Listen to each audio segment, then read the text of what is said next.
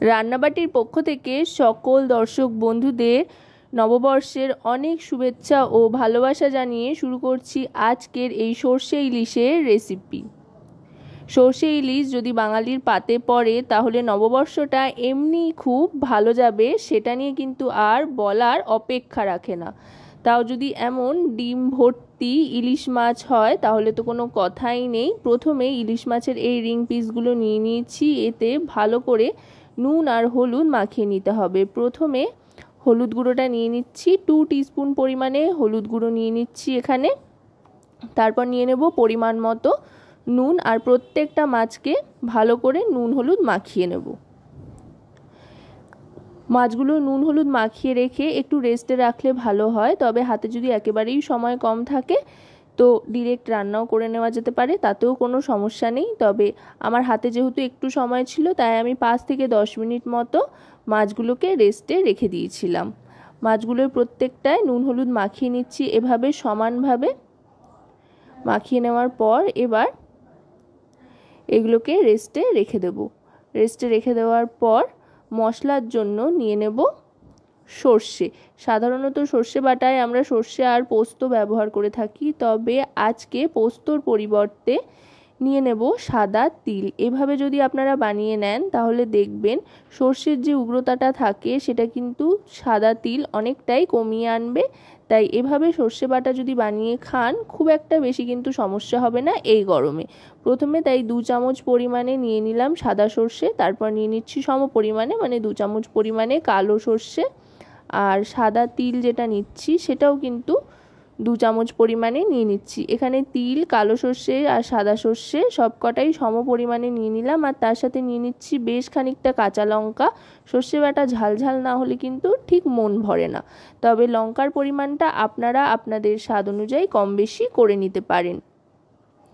আমি শিলনোড়ায় বেটে নিয়েছি, আপনারা চাইলে মিক্সারেও বেটে নিতে পারেন। তাতে করে প্রথমে শুকনো অবস্থায় সামান্য একটু নুন দিয়ে বেটে নেবেন, তাতে সর্ষের তিতো থাকার কোনো রকমের আর সম্ভাবনা থাকবে না।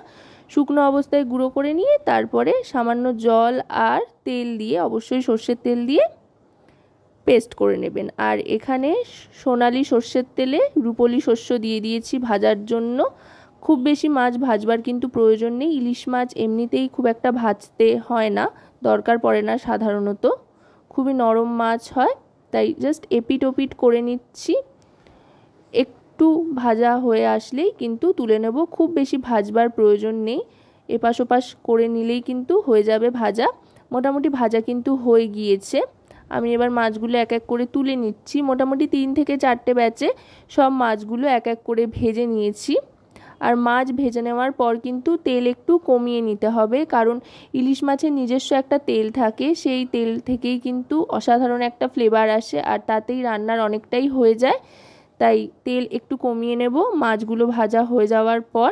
আর তেল কমিয়ে নেওয়ার পর গ্যাসের ফ্লেমটা কিন্তু একেবারে লোতে করে দেব।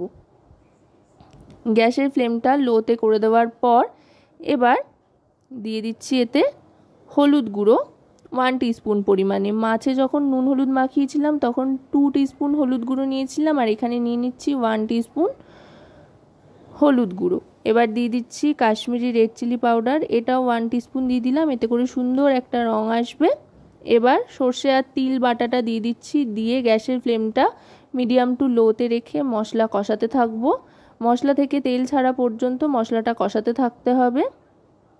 দেখুন দারুণ সুন্দর একটা রং আসতে কিন্তু আরম্ভ করেছে, যেহেতু হলুদ আর লঙ্কার গুঁড়োটা দিয়েছিলাম সেটা আরও সুন্দর একটা কালার এনেছে।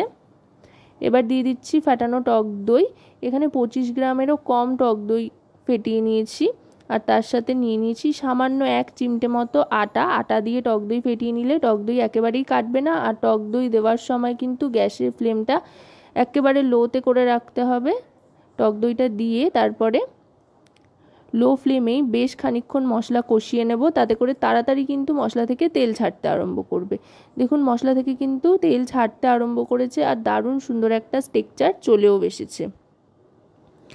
এবার গ্যাসের ফ্লেমটা মিডিয়ামে করে দিয়ে দেব কয়েকটা কাঁচা লঙ্কা। যারা খুব বেশি ঝাল খেতে পছন্দ করে তারা ভাতের পাতে এই লঙ্কাগুলো মেখে খেতে পারেন, অসাধারণ লাগবে খেতে।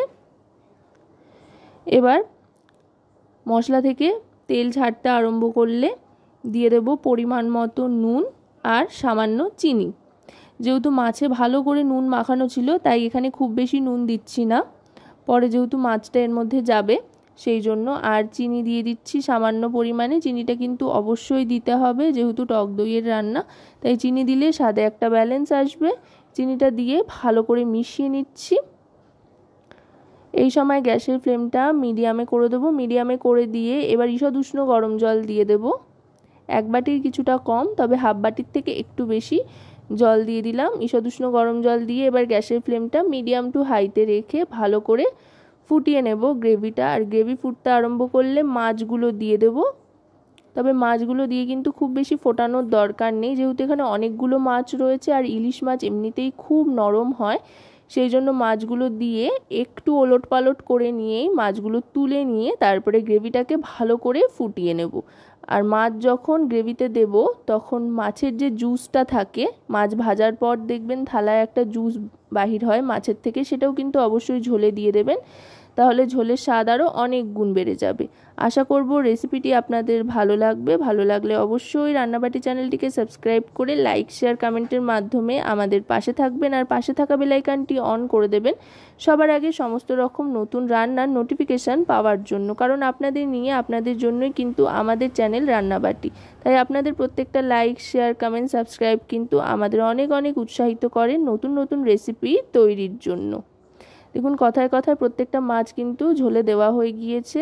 এবার যেটা করব, গ্যাসের ফ্লেমটা মিডিয়াম টু লোতে রেখে খুব সাবধানে মাছগুলোকে এপিটোপিট করে নেব আলতো হাতে।